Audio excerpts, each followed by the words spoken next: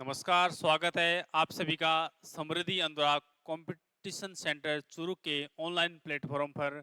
तो आज आज की हमारी करंट अफेयर्स की क्लास में हम पढ़ते हैं। देखो, करंट अफेयर्स का अपना पहला क्वेश्चन। तो अपना करंट अफेयर्स का पहला क्वेश्चन है, कौन सा देश 2025-2026 के लिए संयुक्त राष्ट्र शांति निर्माण आयोग, कौन सा आयोग? संयुक्त राष्ट्र शांति निर्माण आयोग, जिसको अपन क्या बोलते हैं, पीबीसी, के लिए पुनः निर्वाचित हुआ है। मतलब हमें उस देश का नाम बताना है जिसका क्या है, पुनः निर्वाचित का मतलब क्या, दोबारा उसका चुनाव हुआ है, उसको दोबारा निर्वाचित किया गया है। तो उस देश का क्या नाम है जो 2025 और 2026 के लिए निर्वाचित हुआ है? तो उस देश का नाम है अपना भारत। जो अपना भारत देश है उसको क्या किया गया है, पुनः निर्वाचित किया गया है। किसके लिए किया गया है? 2025-26 के लिए संयुक्त राष्ट्र शांति निर्माण आयोग के लिए दोबारा निर्वाचित किया गया है। तो अपने को देश का नाम याद रखना है, भारत अपना देश है वो। अपना नेक्स्ट क्वेश्चन देखो। नेक्स्ट क्वेश्चन अपना पोलावरम, क्या नाम है? पोलावरम बहुउद्देशीय परियोजना जो समाचारों में देखी गई किस राज्य में स्थित है? तो एक अपनी मल्टीपर्पज क्या है, परियोजना है, उसका नाम है अपना पोलावरम। क्या नाम है परियोजना? क्या नाम है? पोलावरम। तो ये पोलावरम बहुउद्देशीय परियोजना है, इसका संबंध किस राज्य से है? तो उस राज्य का हमें नाम बताना है। तो उस राज्य का नाम अपना आंध्र प्रदेश। क्या नाम है? आंध्र प्रदेश राज्य में पोलावरम बहुउद्देशीय परियोजना है। तो इसने हमें पूछा है कि पोलावरम बहुउद्देशीय परियोजना का संबंध किस राज्य से है? तो उस राज्य का क्या नाम अपना आंध्र प्रदेश। तो अपन बात करते हैं कि ये जो परियोजना है, कौन सी? पोलावरम। कौन सी परियोजना? पोलावरम जो परियोजना है ये किस नदी पर स्थित है? तो किस नदी पर? ये है अपनी गोदावरी नदी पर। किस पर है? अपनी गोदावरी नदी पर पोलावरम बहुउद्देशीय परियोजना स्थित है। तो ये क्या था, ये विवाद का विषय था। इसमें 3 राज्यों में इसमें विवाद हुआ था, इसलिए ये चर्चा में थी। अपन बात करते हैं कि जो पोलावरम बहुउद्देशीय परियोजना है इसका उद्देश्य क्या है?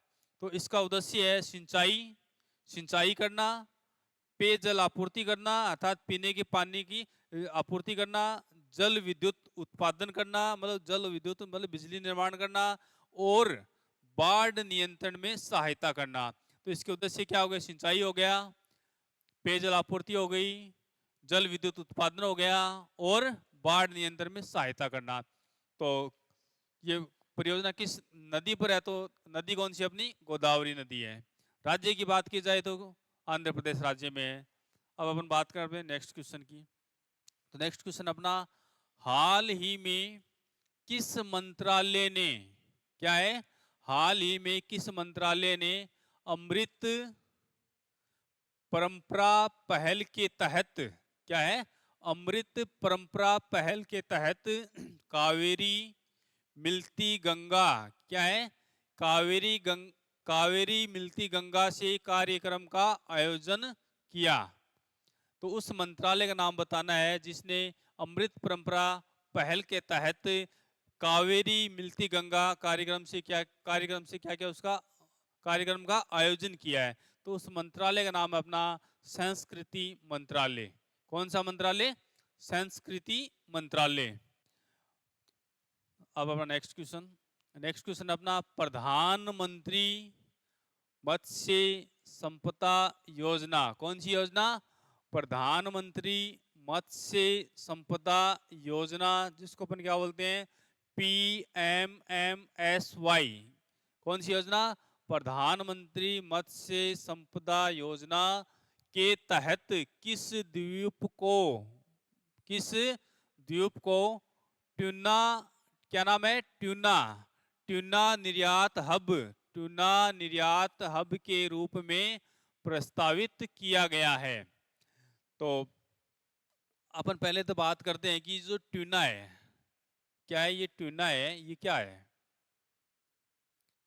यहाँ एक नाम है अपना ट्यूना। तो ये ट्यूना क्या होती है? ट्यूना होती है अपनी बड़ी और बड़ी और फुर्तीली मछली क्या होती है? बड़ी और फुर्तीली मछली। तो जो ट्यूना का यहाँ नाम आया है कि ट्यूना ट्यूना निर्यात। तो ट्यूना क्या अपनी बड़ी और फुर्तीली मछली है। और हमें पूछा गया है कि किस द्वीप, मतलब द्वीप का नाम पूछा गया है। तो अपना द्वीप कौन सा है? अंडमान और निकोबार। कौन सा द्वीप? अंडमान और निकोबार द्वीप। तो किस योजना के तहत है? प्रधानमंत्री मत्स्य संपदा योजना के तहत है। और किसका निर्यात? किसका निर्यात? ट्यूना का निर्यात। और द्वीप पूछा है तो द्वीप कौन सा अपना? अंडमान निकोबार। मतलब जो ट्यूना एक बड़ी और फुर्तीली मछली है जो कि क्या है? पौष्टिक है। तो अपना आगे अपन क्वेश्चन करते हैं। अपना नेक्स्ट क्वेश्चन अपना, किस संस्था ने ई कचरे, क्या है? किस संस्था ने ई कचरे से सोना निकालने के लिए हाइब्रिड एरोजेल विकसित किया है? तो उस संस्थान का नाम बताना है जिसने ई कचरे से सोना निकालने के लिए हाइब्रिड एरोजेल को विकसित किया है। तो उस संस्था का नाम है अपना Indian institute of science education and research, जो कि पुणे में स्थित है। क्या नाम है? Indian institute of science education and research, जो कि पुणे में स्थित है। अपनी कहाँ है? पुणे में स्थित है। अपने को तो सिर्फ क्या पूछा था? उस संस्थान का नाम पूछा था जो क्या कर रही है? ई कचरे से सोना निकालने के लिए हाइब्रिड एरोजेल विकसित किया है। नेक्स्ट क्वेश्चन है, किस देश ने दुनिया की सबसे बड़ी, किस देश ने दुनिया की सबसे बड़ी संपीड़ित वायु ऊर्जा भंडारण तकनीक शुरू की? मतलब उस देश का नाम बताना है जिसने दुनिया की सबसे बड़ी संपीड़ित वायु ऊर्जा भंडारण तकनीक शुरू की है। तो वो अपना देश है चीन। कौन सा देश है वो? चीन देश है। तो ये किस परियोजना के तहत है? तो उस परियोजना का नाम अपना नेंगचू फर्स्ट। तो नेंगचू फर्स्ट या नेंगचू प्रथम जो अपनी क्या है परियोजना है, उसके तहत संपीड़ित वायु ऊर्जा भंडारण तकनीक का क्या किया गया है? शुरू की गई है, उसको विकसित किया गया है। तो अपना देश कौन सा हो गया? वो चीन हो गया। आगे अपना नेक्स्ट क्वेश्चन। तो नेक्स्ट क्वेश्चन अपना, ग्लोबल रिस्क रिपोर्ट 2025, कौन सी रिपोर्ट? ग्लोबल रिस्क रिपोर्ट 2025 किस संगठन ने जारी की? तो ग्लोबल रिस्क रिपोर्ट 2025 जारी करने वाले संगठन का क्या नाम है? उस संगठन का नाम है विश्व आर्थिक मंच। क्या है? विश्व आर्थिक मंच ने ग्लोबल रिस्क रिपोर्ट 2025 जारी की है। अपन बात करते हैं कि ये जो रिपोर्ट है पहली बार कब जारी की गई थी या प्रकाशित की गई थी? तो पहली बार 2006 में इसको प्रकाशित किया गया था। कौन सी रिपोर्ट को? ग्लोबल रिस्क रिपोर्ट को पहली बार 2006 में प्रकाशित किया गया था। देखो आगे देखो इसमें क्या है, इसने चरम मौसम को पर्यावरणीय जोखिम के रूप में श्रेणीबद्ध किया है। किसने क्या किया? इसने चरम मौसम को पर्यावरणीय जोखिम के रूप में श्रेणीबद्ध किया है। अब आगे अपन बात करते हैं ये कितने प्रकार से प्रकाशित होती है। देखो 2024-25 की रिपोर्ट ग्लोबल रिस्क परसेप्शन, क्या है? ग्लोबल रिस्क परसेप्शन जीआरपीएस पर आधारित है। किस पे आधारित है? ये जीआरपीएस पर आधारित 2024-25 की जो रिपोर्ट है वो अपनी जीआरपीएस ग्लोबल रिस्क परसेप्शन पर आधारित है, जो कि और इसमें अपने क्या क्या याद करना है, यह अल्पकालिक और दीर्घकालिक दो प्रकार की होती है। कितने प्रकार की होती है? एक तो होती है अपनी अल्पकालिक, एक होती है अपनी दीर्घकालिक। जो अल्पकालिक होती है वो अपनी एक से 2 वर्ष के लिए, और मतलब 1 से 2 वर्षों की, और जो दीर्घकालिक होती है वो अपनी 10 वर्षों की अवधि में जोखिमों का आकलन करती है।